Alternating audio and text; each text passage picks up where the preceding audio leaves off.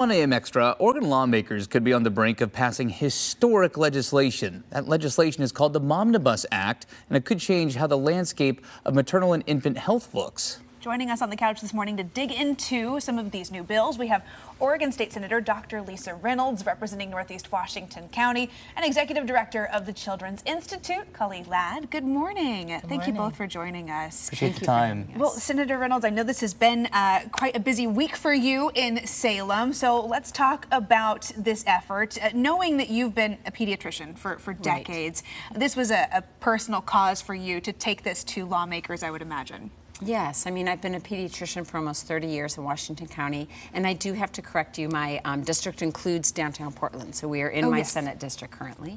And, you know, it was really that front row seat to what is working and not working for Oregon families that kind of motivated me to run for office now about 5 years ago. And so when I got into the legislature, really was hit hard with how there's so much room for improvement, especially for pregnant people and for babies. And so crafted this legislation with a lot of work from the community. I mean, and it's a beefy package. Yes. I mean, there are several bills that are a piece of this. And with that said, Cully, what is your stake in this act as the Executive Director of the Children's Institute? Why does this matter with the Children's Institute in mind? Well, 80% of the brain is developed before age 3. The rapid brain development that happens in utero as well as postpartum in that first year of life is pretty dramatic. And so we want to ensure that children have what they need to thrive, and we know that that period of time is crucial. And we also know there are great disparities during that period of time. Black women in particular are twice as likely to lose a baby and 3 times as likely to suffer from maternal mortality. So this is a period of time, 60% they estimate of deaths are preventable. So for all women, and so how are we intervening to ensure that doesn't happen? How does this act, how does the Momnibus package address that? How does it address the discrepancies with BIPOC women that are working to become mothers? Well, certainly I think overall, you know, the United States has the highest rate of maternal morbidity and mortality among wealthy nations. Our infant mortality rate is rising after decades of falling. So we need to do well by everyone, and we certainly understand that the disparities for Black women are unconscionable. You know, 2- and 3-fold risk, as Cully said, and that cuts across socioeconomic status. So what we're seeking to do is to provide more supports for people during pregnancy and in the postpartum period. Things like doula support, mental health services, substance use disorder treatment. It just needs to be much less friction in the system than there is right now. I think, you know, there's probably very few folks who would go toe-to-toe with you on any of that, right? Like these are much needed support systems for families in this country. But of course, the piece of the pie, where is this money going to come from? That's kind of the big question. So with that in mind, where does this effort stand fiscally? It's a great question. I've certainly been known to say that these are not shiny new things. These are things that we're already doing in Oregon. We've been getting a little bit of messaging from our budget writers like we can't do new programs right now. And you're right, it is pie, right? I talk about it being pie, and we have to get our piece of it.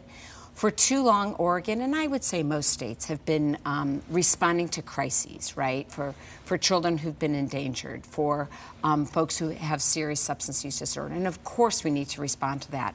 But if we did better in investing upstream in preventative services, not only would we save money, but obviously it's morally the right thing to do.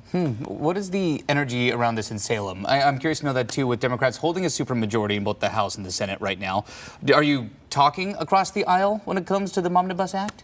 I would say that most of the issues that deal with young children tend to be bipartisan issues.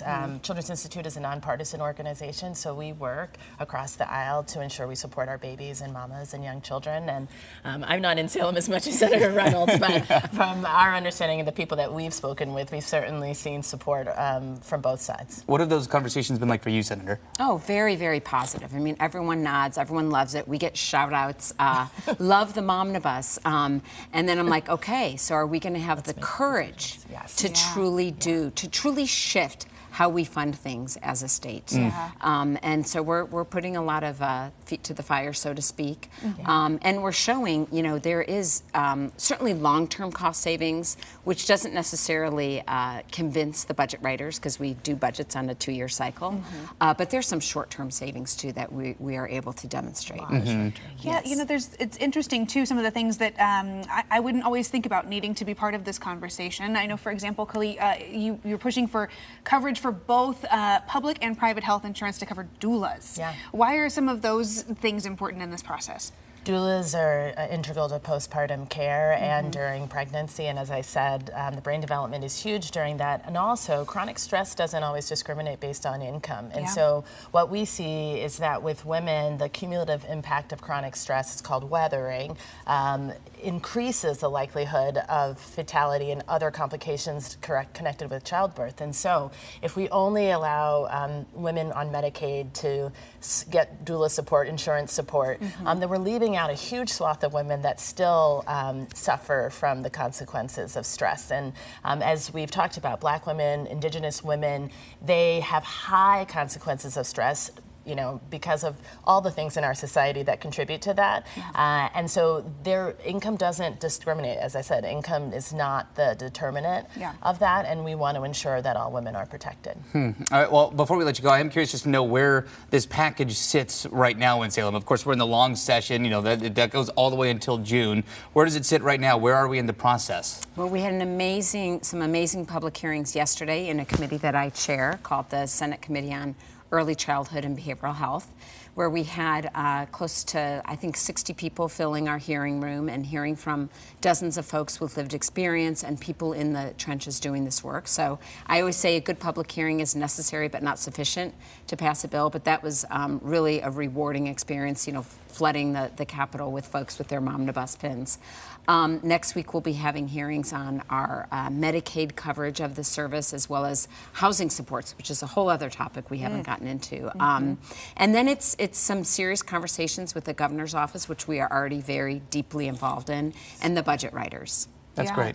There's a lot to the Momnibus Act, and for good reason, because there are a lot of intersectional things that have to come together here to support families in those, you know, first days, weeks, months of life. Thank you both for joining us. It's great to dig into this legislation a little bit more. If you want to learn more about the Momnibus Act, we're going to be keeping tabs on this package as it makes its way through Salem. We've got extensive coverage on this story right now on KOIN.com. All right.